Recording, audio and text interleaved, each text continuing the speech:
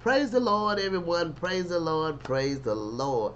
Amen. I want to thank you for joining with me for Wednesday's daily Bible study coming from Charlene's Outreach Ministries. We have a great and powerful lesson today, God's Spirit on the prophets. God's Spirit on the prophets, coming from Numbers 11, verses 24 through 30. Amen. This is a great and powerful lesson. We're moving into another area in the Old Testament. Amen.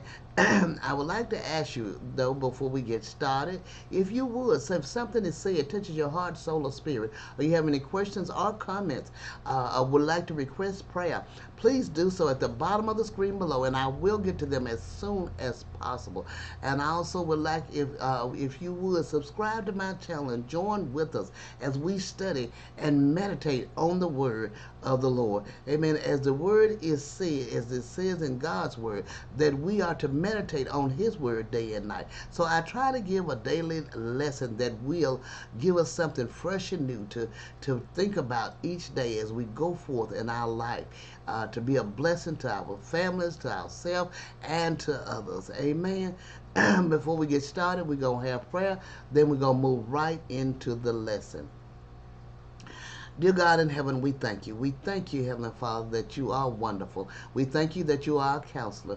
We thank you that you're God Almighty, and beside you there is none other. We thank you, Heavenly Father, that you are our everlasting Father and our Prince of Peace.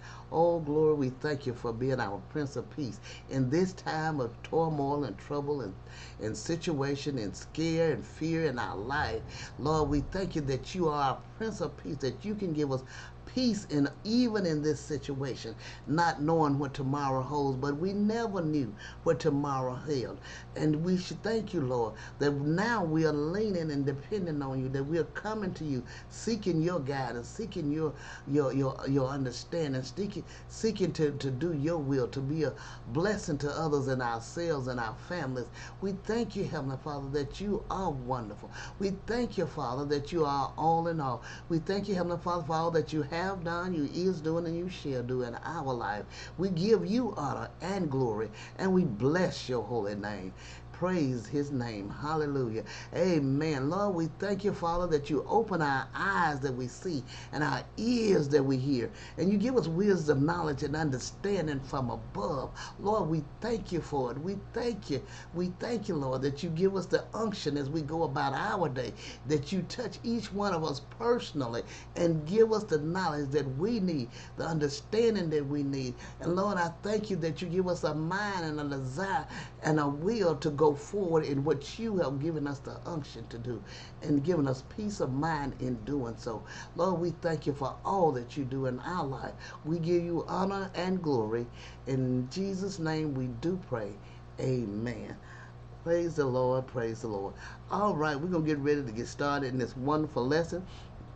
God's Spirit on the prophets, coming from Numbers 11, verse 24 through 30. As we know, as we're speaking before we get started on Samuel, and we're speaking on Saul receiving the Spirit and him prophesying and prophesying with the other prophets.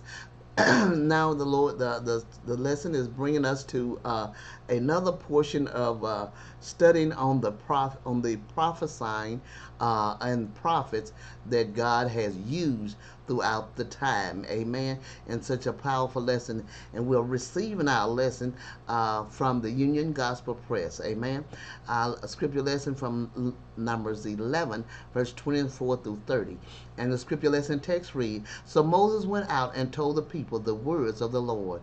And he gathered 70 men of the elders of the people and placed them around the tent.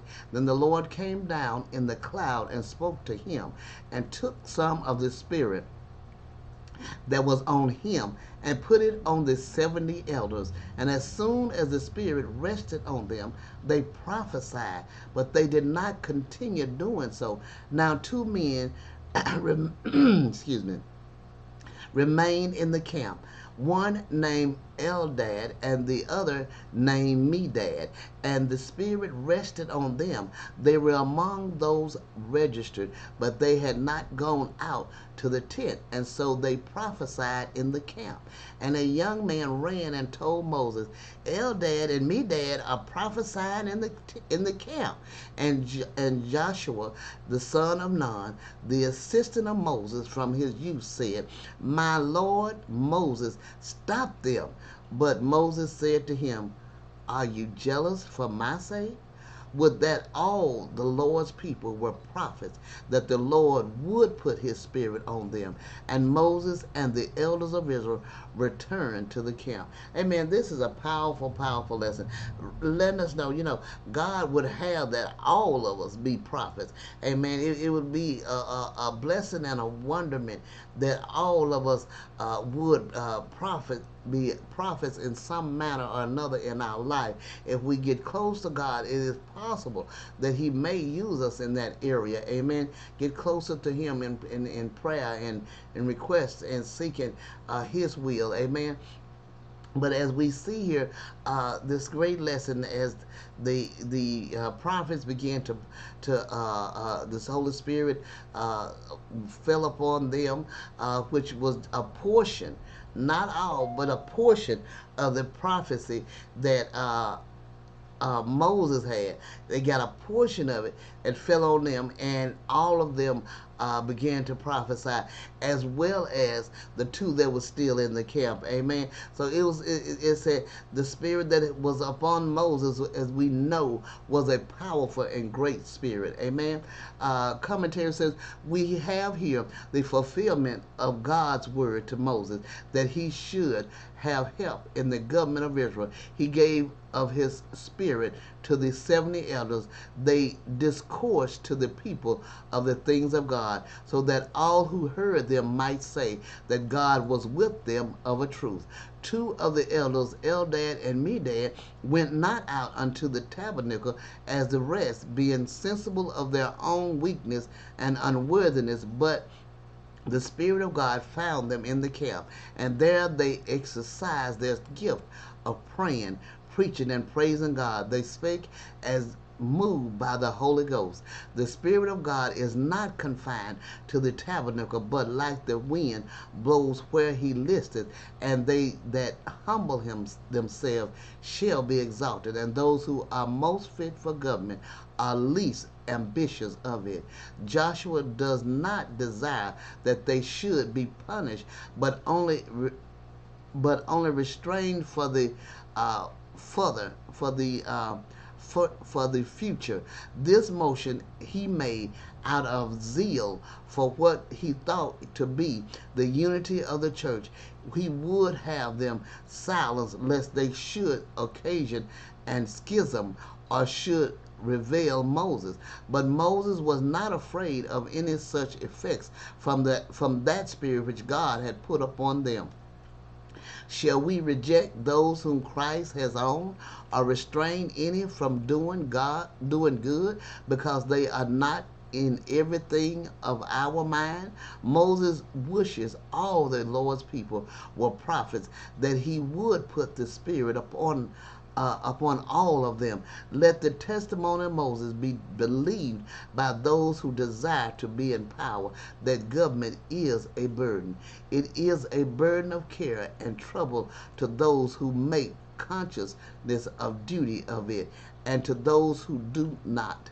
It will prove a heavier burden in the day of account. Let the example of Moses be followed by those in power. Let them not despise the advance and assistance of others, but desire it and be thankful for it. If all the present number of the Lord's people were rendered prophets or ministers by the Spirit of Christ, though not all agreed in outward matters, there is work enough for all in calling sinners to repentance and faith in our Lord Jesus. Amen, amen, amen. This is such a wonderful and powerful lesson. I pray you meditate on this lesson and have a blessed and wonderful day. Don't forget, give me a little thumbs up to let me know that you're receiving something of the words of the Lord. Amen, amen. Have a wonderful and blessed day.